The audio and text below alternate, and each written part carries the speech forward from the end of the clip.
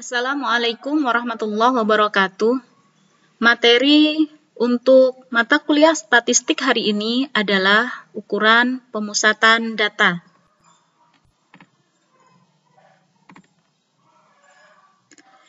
Yang akan kita pelajari di antaranya tentang rata-rata hitung median modus pada data tunggal, rata-rata hitung ataupun mean, median, modus untuk data kelompok, karakteristik kelebihan dan kekurangan ukuran pemusatan data, ukuran letak kuartil, desil, dan persentil, pengolahan data, ukuran pemusatan dengan Microsoft Excel, dan SPSS.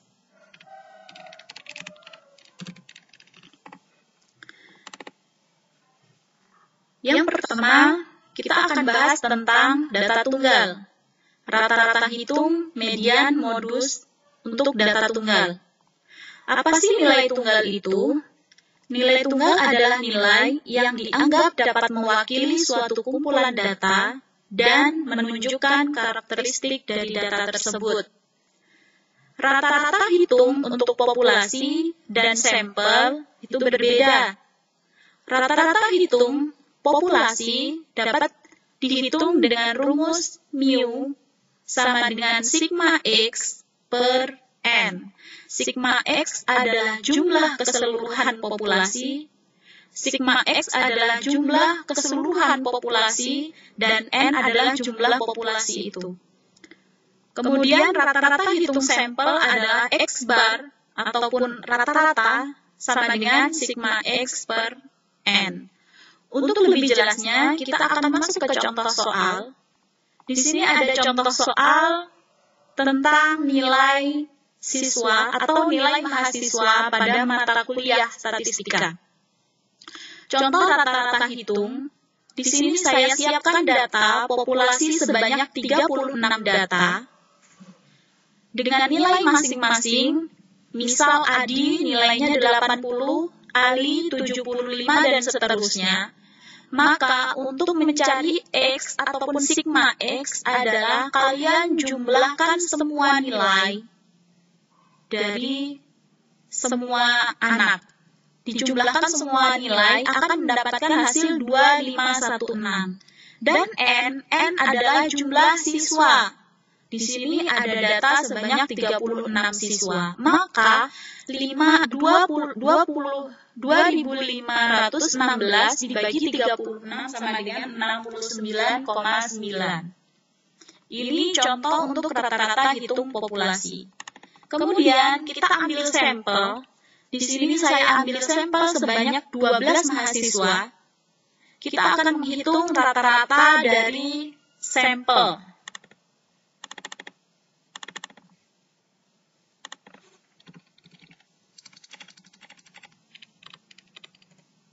Rata-rata dari sampel, yakni X bar sama dengan sigma X per N.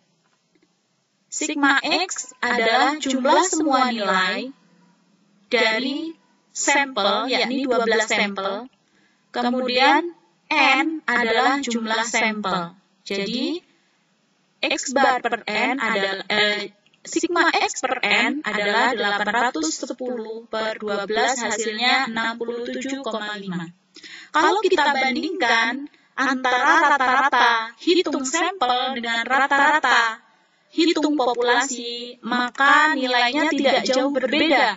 Yakni untuk rata-rata hitung populasi adalah 69,9, untuk rata-rata hitung sampel adalah 67,5.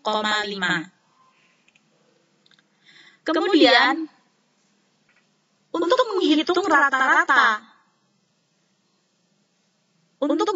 rata-rata bagi data tunggal, kita bisa menggunakan Excel dengan cara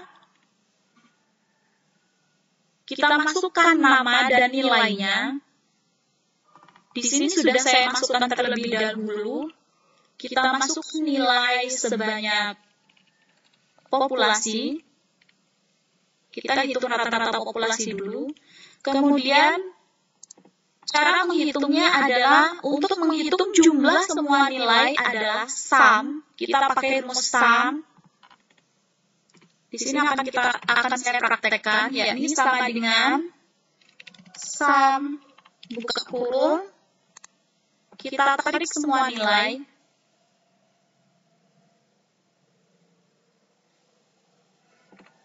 Dari C2 sampai C37, kemudian tutup kurung dan enter. Kita dapat nilai 2516.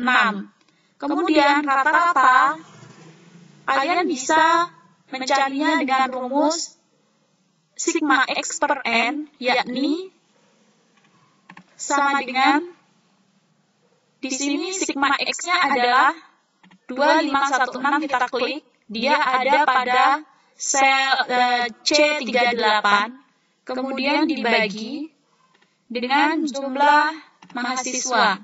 Kita enter, hasilnya adalah 69,8889. Kemudian kita bisa pakai cara lain, yakni menggunakan afrek dengan cara sama dengan kita ketik afrek, kemudian kita tarik semua nilai.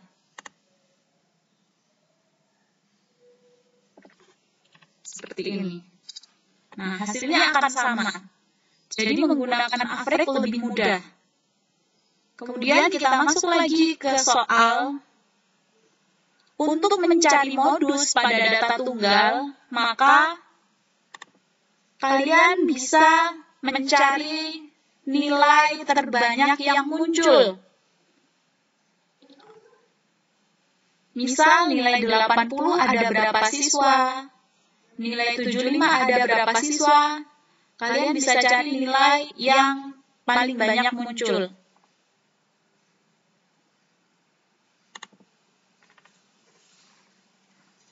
Untuk median, caranya adalah yang pertama, kalian urutkan nilai dari yang terkecil sampai yang terbesar, kemudian cari nilai tengahnya.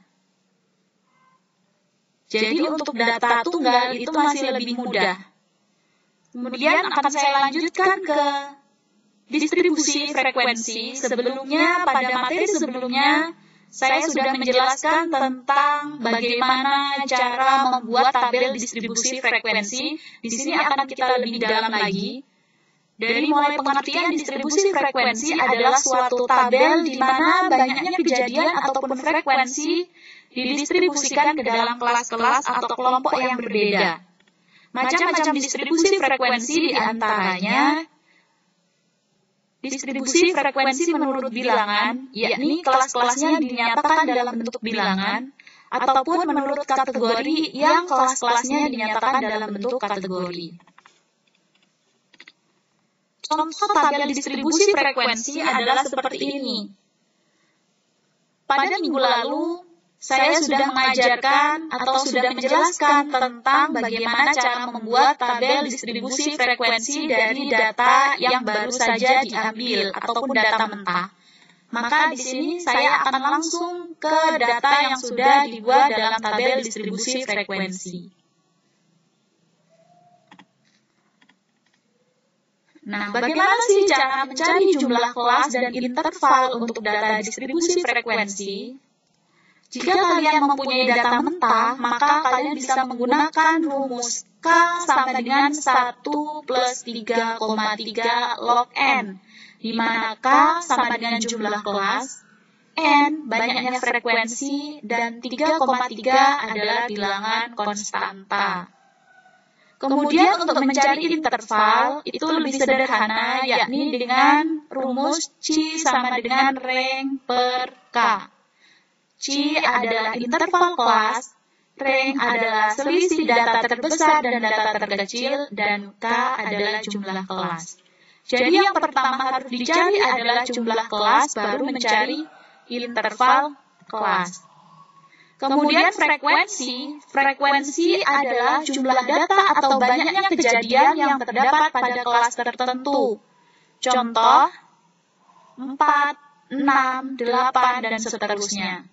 Di sini. Frekuensi adalah jumlah 4, 6, 8, 12, 9, 7, dan 4. Itu disebut frekuensi.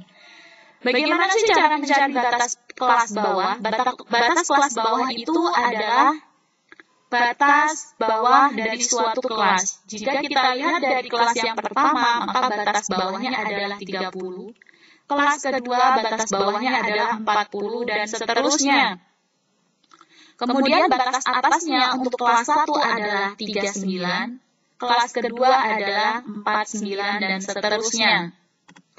Kemudian kita mencari nilai tengah, yaitu setengah dari jumlah batas kelas atas dan kelas bawah.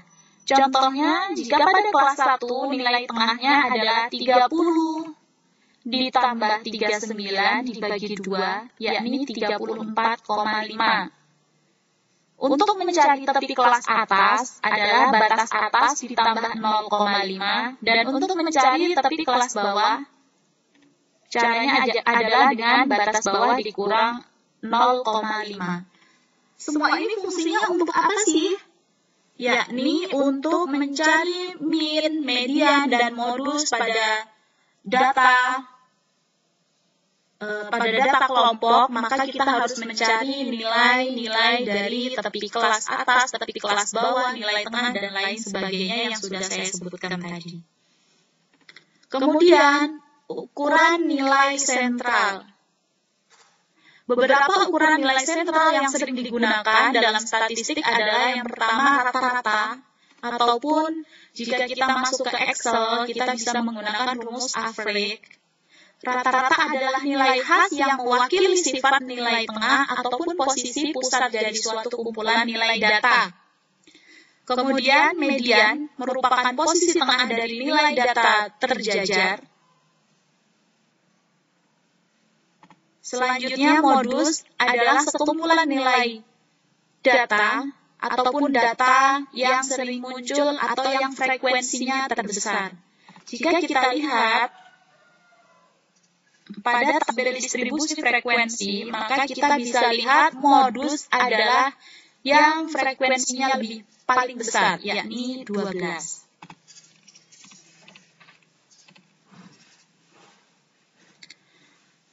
Hubungan antara min, median, dan modus. Sebenarnya tidak ada aturan umum yang selalu dapat diikuti untuk mengidentifikasi ukuran pemusatan yang paling tepat digunakan. Bentuk distribusi data diantaranya ada 3, yakni data normal, tidak normal dibagi menjadi 2, yakni menceng ke kanan dan menceng ke kiri. Ini adalah contoh kurva data. Yang pertama adalah kurva data normal, yang kedua adalah menceng ke kanan, dan yang ketiga adalah menceng ke kiri. Kita lanjutkan untuk ukuran penyebaran data,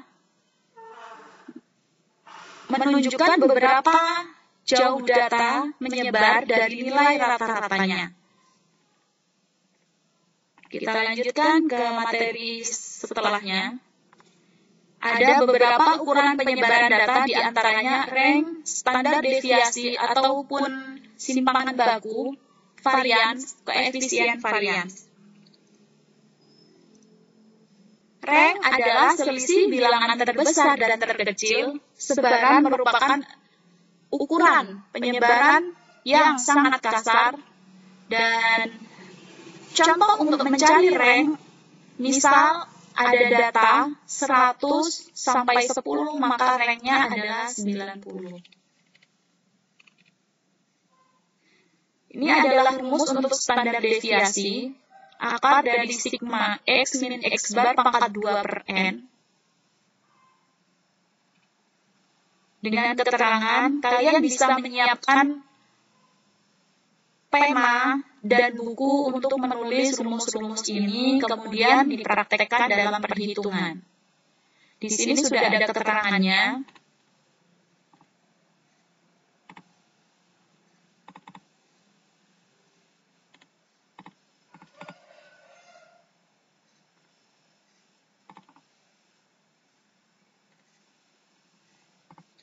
Kemudian kita akan masuk ke contoh soal distribusi frekuensi untuk mencari mean, median, dan modus.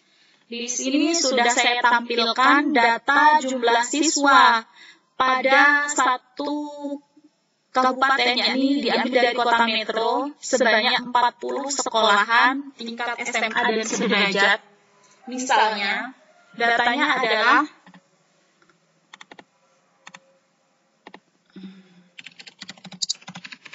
banyak siswa.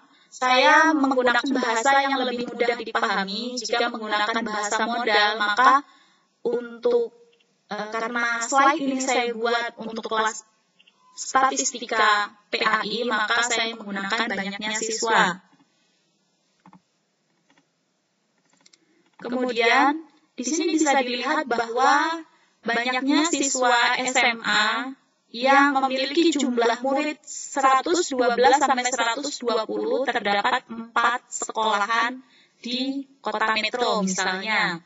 Yang kedua, jumlah murid 121 sampai 129 terdapat 5 sekolahan dan seterusnya. Bagaimana cara menghitung mean, median, dan modus? Yang pertama, kalian harus menentukan kelasnya. Yang pertama, kita lihat kelas pertama 112 sampai 120. Maka, panjang kelasnya, kita bisa hitung panjang kelasnya adalah 112 dikurang 120.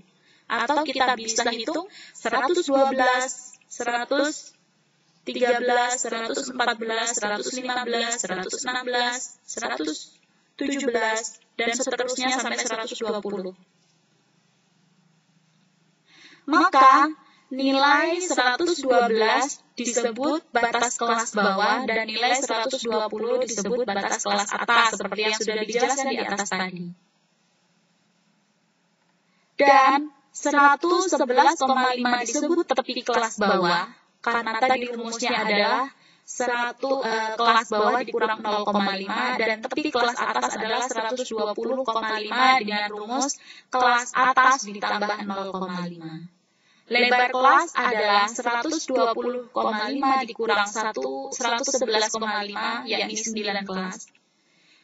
Nilai lebar kelas pada masing-masing kelas adalah sama, dan nilai tengahnya adalah 116. Ini adalah data penting yang harus kita cari terlebih dahulu. Kemudian, data jumlah siswa di sini kita akan mencari yang pertama mean. Kalian bisa mencari banyaknya jumlah sekolah ataupun N, sigma F, yakni sebanyak 40 sekolah. Kemudian, cari nilai tengah dari jumlah siswa. Nilai tengah dari jumlah siswa, caranya adalah dengan mencari nilai jumlah terkecil ditambah jumlah terbesar dibagi 2, kita dapat untuk kelas yang pertama adalah 116. Kalian bisa teruskan coba untuk kelas kedua, 3, dan seterusnya. Kita mendapat nilai tengah 116, 125, dan seterusnya. Kemudian kita cari Fx. Fx adalah perkalian dari nilai tengah dan banyaknya sekolah. 116 dikali 4 hasilnya 464. 125 dikali 5 hasilnya 625 dan seterusnya. Kemudian kita dapat sigma Fx sebanyak 5.621.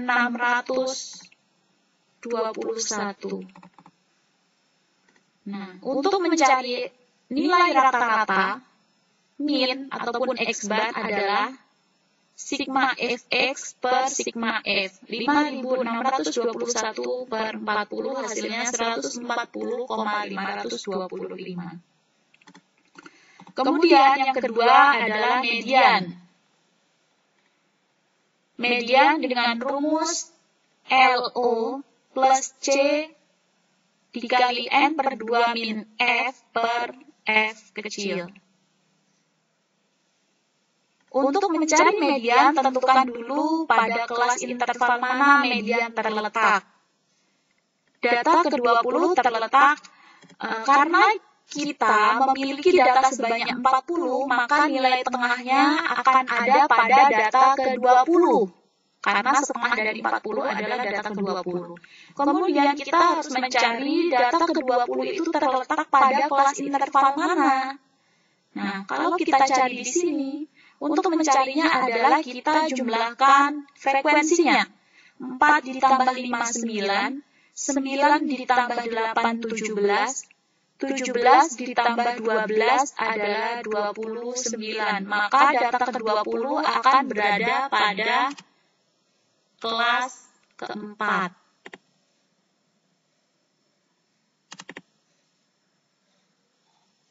Maka data ke-20 akan berada pada kelas keempat. Kemudian, kita cari nilai bawah dari kelas keempat, 139 dikurang 0,5 hasilnya 138,5.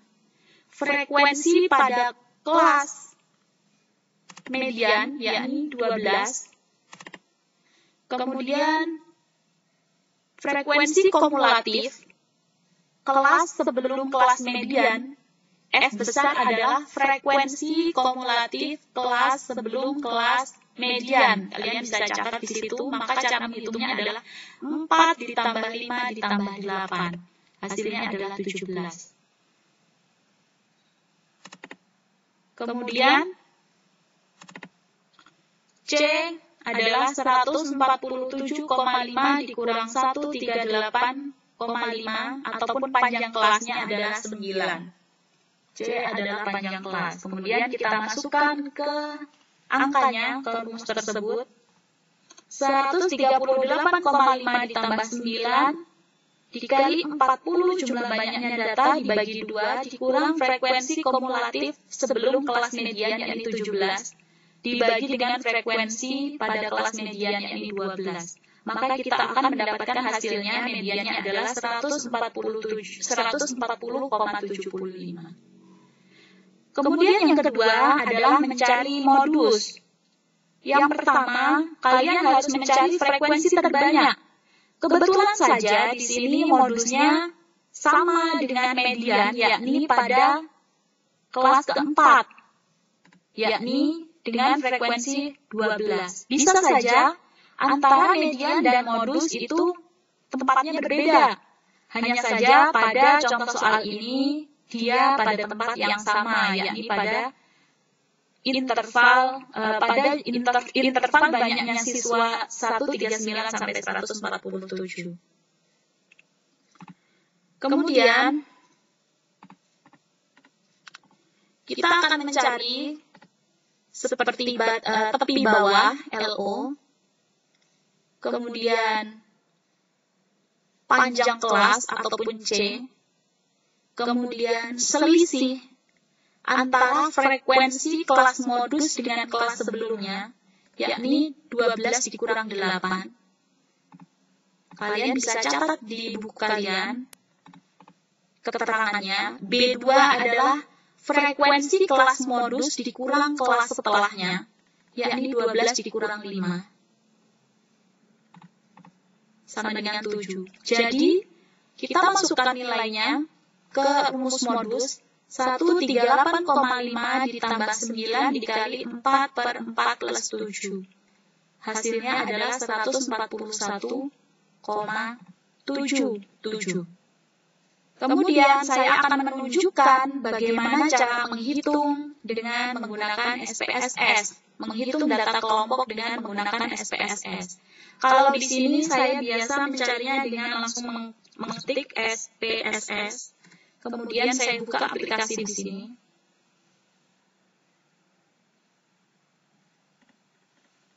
Nah, maka dia akan terbuka aplikasi di sini. Seperti ini. Kalian tinggal masukkan namanya. Ini saya close karena saya sudah menyiapkan data yang sebelumnya sudah saya masukkan. Caranya adalah kalian masukkan data di variabel view dulu. Variabel view kita masukkan. Kita klik variabel view, langsung kita masukkan nilai.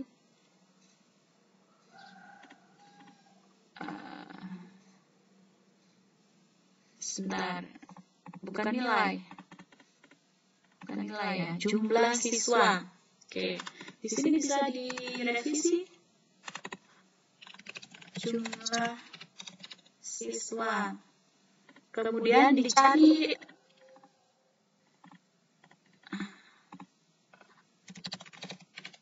jumlah siswa. Dia tidak mau menggunakan spasi, jadi tidak perlu pakai spasi.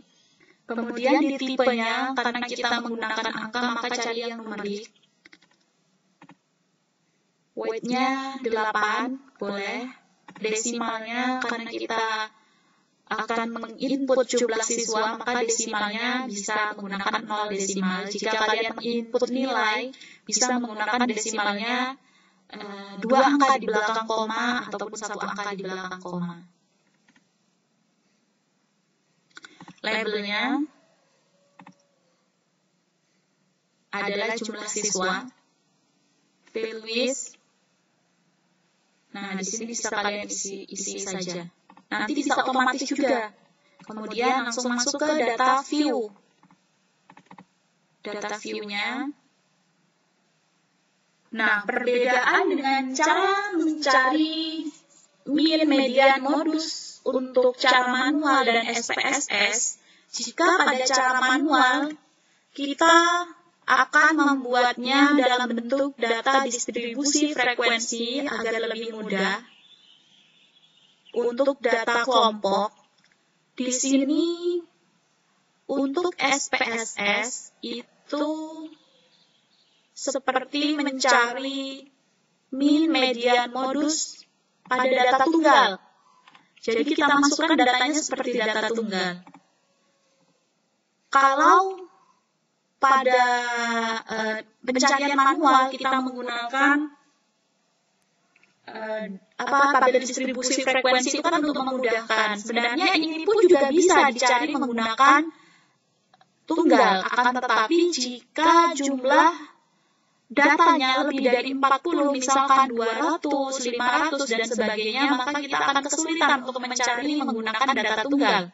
Nah, solusinya adalah menggunakan SPSS ataupun tadi bisa menggunakan Excel. Nah, di sini saya akan mempraktekkan dalam mencari menggunakan SPSS. Setelah kalian masukkan datanya, di sini saya masukkan data sebanyak 40. Setelah dimasukkan datanya, jadi yang dimasukkan adalah data mentah, bukan data yang sudah pada tabel distribusi frekuensi. Kita masukkan data mentahnya. Kemudian cari menu di atas, di sini ada analyze, descriptive statistik, kemudian cari yang frequencies. Nah, sebelumnya ini letaknya di samping frequencies ada jumlah siswa, kalian bisa pindahkan ke variable, kemudian klik statistik. Di sini kalian checklist yang mau ditampilkan, mean, median, modus, sum adalah jumlah, standar deviasi, variance, rank, maksimum, minimum, mana saja yang mau di checklist, ataupun di sini bisa kurtosis dan lainnya. Di sini yang paling penting adalah mean, median, modus, dan sum. Oke, kita klik continue, kemudian Oke. Maka akan muncul data seperti ini. Mean kita bandingkan, N-nya adalah 40 sama mean-nya adalah 140,3.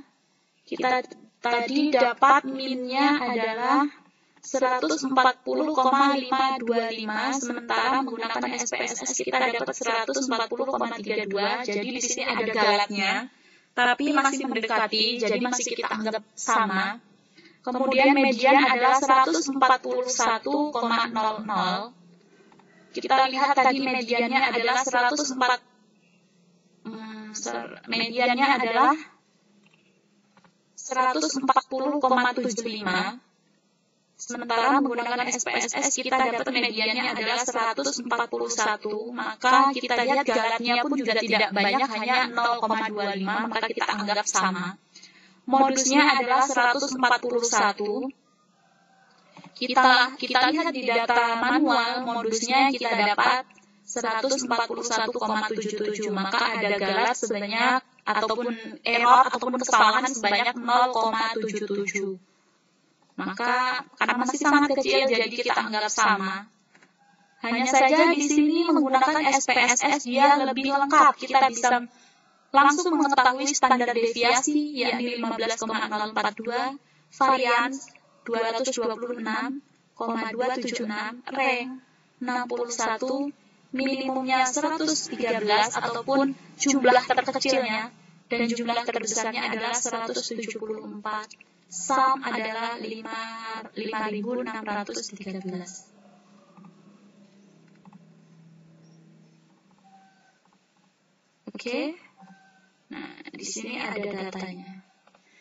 Terima kasih untuk pembelajaran kita hari ini. Semoga dapat dimengerti, semoga dapat bermanfaat. Jangan lupa like, comment, and subscribe. Saya akhiri. Wassalamualaikum warahmatullahi wabarakatuh.